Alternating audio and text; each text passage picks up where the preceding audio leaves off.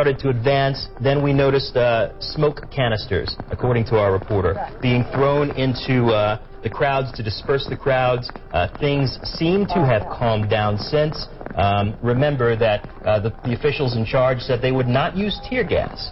And again, our reporter saying instead they used smoke to disperse the crowds. The rain's still coming down there. Initially, people thought, that might be a deterrent.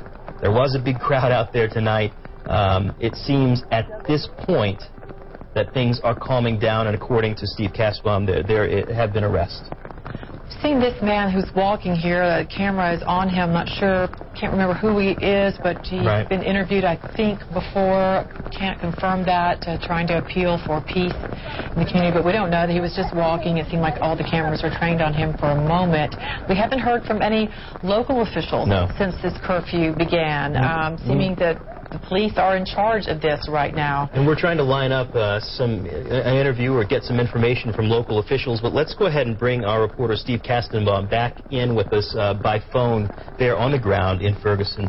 Steve, if you could tell us what you're seeing at this point and any new information that you can update us on. Well, as if things weren't interesting enough here right now, the rain is coming down very heavily again. Right. So that could impact what's going on down the road from us. It's really unclear. There may have been some sort of incident further off above us. We did see some of the legal observers running down the avenue in our direction, and we were trying to ascertain from them what happened. It's not really clear. We don't have any official information from police officials, but the legal observers as they were running by us. And again, we do not have this confirmed from authorities, so we do have to check on this. But there is a report of somebody possibly being shot. We don't know if that had to do anything, if that had anything to do with this standoff. It could have been a separate incident. Whatever happened, we did see some commotions here, legal observers running in a direction, and so we do have to check on that, and we have to be very clear about this, that we do not have that information confirmed, so it's something that we want to check on. Again, though, we do know that there were arrests that had been taking place up there. We were able to see this through our camera. Some people, at least one, possibly more, being put in the back of a van in handcuffs. And the rain now coming down even heavier here in Ferguson. So that's clearly going to have an impact on what's going on a significant distance away from us now. The police lines have pushed much more forward. Sort of loud bang just now. Very loud bang. And a soft flash. Not clear what that was, but we had seen smoke rising down to the side of where this conversation is taking place. The rain is just really coming down right now. We can see it. It's a very confusing moment for us here because it's hard to tell exactly what's taking place further up. And clearly the rain is going to be an issue for both the police and the protesters who are continue to defy this curfew here in Ferguson. Steve, want to interrupt real quick. Pardon us for that. Natalie, you're seeing some things there on video. It just appeared there might have been a couple more people walking in handcuffs. Really can't confirm that because it is, with this rain, it's, as you say, Steve, it's going to get a little more confusing, harder to see. What about that smoke you were seeing in the distance? Yeah, the visibility has gone down a little bit because of the rain now, so it's hard to tell whether or not whatever that smoke was, whether it's dissipated or not. So I can't tell you. I haven't seen any fire trucks coming through. I have not seen any fire trucks coming through, so and I have not heard sirens either, so it's hard to say. It could have been more of those smoke canisters that went off. It's just really difficult to say at this point. We want to take a moment, Steve, to reset again. So if you need to take a moment as well, we will be back to you momentarily, so please stand by. But again, for our viewers who are just joining us here on CNN, you're looking at live pictures in Ferguson, Missouri. The rain coming down heavily right now. The rain may act as a deterrent, along with police officers who have used smoke canisters to disperse the crowds. And you've been seeing on social media, we've been seeing on social media, some people reporting through social media that they were using tear gas, and that is erroneous. Officers there on the street turned to our crew and said, this is smoke. And Steve also heard them using a very high-pitched tone, something else that he pointed out is in their arsenal to try to get people to back off. and to move away from the police officers. They have been steadily walking down this street, which has been the flashpoint for the past week, steadily moving very slowly, truck moving in very slowly. Some people on the front lines there of the line looking down the street, holding their positions firm, and other police officers kind of just walking nonchalantly behind them. There are members from the St. Louis Metropolitan Police taking part in trying to keep control tonight of this curfew. The State Highway Patrol as part of it. They're calling this mutual aid. They've all come together to try and enforce this curfew. So far, hour and a half in, we've seen just a sprinkling of people in handcuffs being put in vans, some smoke coming up, one totally unconfirmed report of a possible gunfire. And Steve is checking on that to figure out if that is indeed the case. We're working to confirm it. But, I want to point out what you mentioned a minute ago, that, it seemed like a smaller group out there tonight.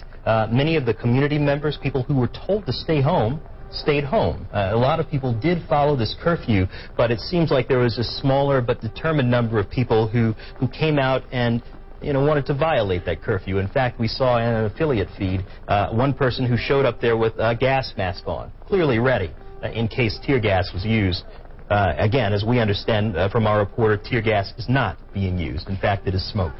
And, this is, of course, a predominantly black area. Yes. And from the best I could tell, the two people being put in the van were white. So perhaps there had been white people out here standing with the community in protest, but that might be an indicator that people from different areas did come in to the community tonight to defy this curfew. We'll wait and see who's been arrested, but the good news is, from what we can tell, these have been peaceful arrests.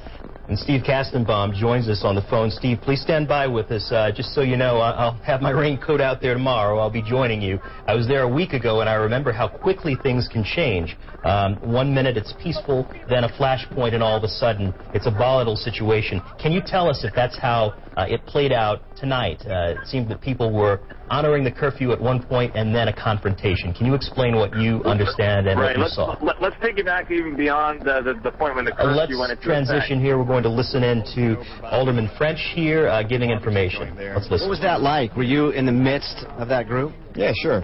And what were they yelling?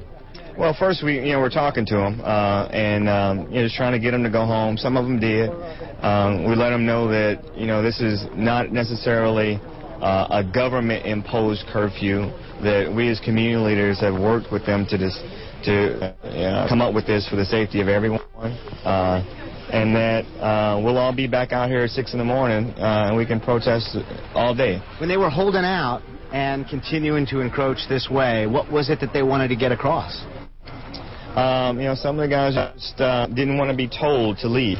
They felt like it was a violation of their rights. And I guess that's their right.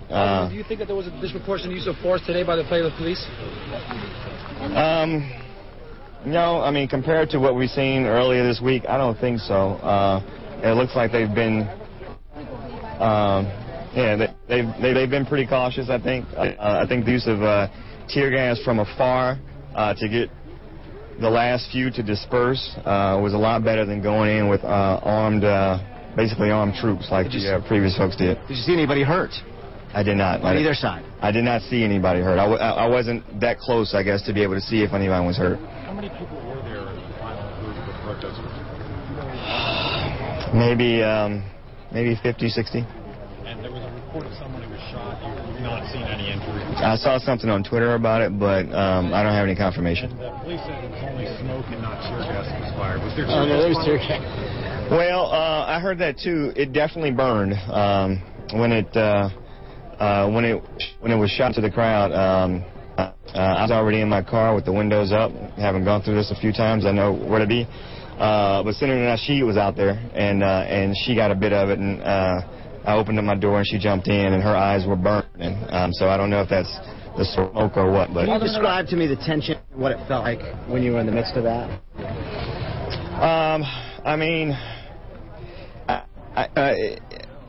we worked very hard on that group all day long, you know, folks from the Nation of Islam, some community leaders, some religious leaders. We spent a lot of time with that group, and there was no convincing them. They wanted to be out here, and if they wanted to be arrested or if they wanted to you know, do civil disobedience, you know, I think this is the best case scenario of it, of just the tear gas. What makes you stay then when you get the feeling that there's no convincing them? Well, one, I wanted to be here to make sure that it was done properly, and also you know, Senator Sheed and some others stayed, and so I wanted to make sure they were okay. Alderman, there's been complaints that there's been limits of the freedom of the press and freedom of assembly. Can you comment on what type of freedoms have been curtailed here in Ferguson tonight? Tonight? There have been a lot of... They were saying... I hope they got any of that. I thought I heard them say they're high. I don't even know if they were wrong. Is the umbrella? Looking at live pictures in Ferguson, Missouri from affiliate KMOV, the rain coming down there after what seemed to be a night of unrest yet once again. A curfew went into effect about an hour and 30 minutes ago in Ferguson, Missouri. Initially, it did seem like the police were able to take control of the streets. But then about 20 minutes into that curfew, Natalie and I watched here through these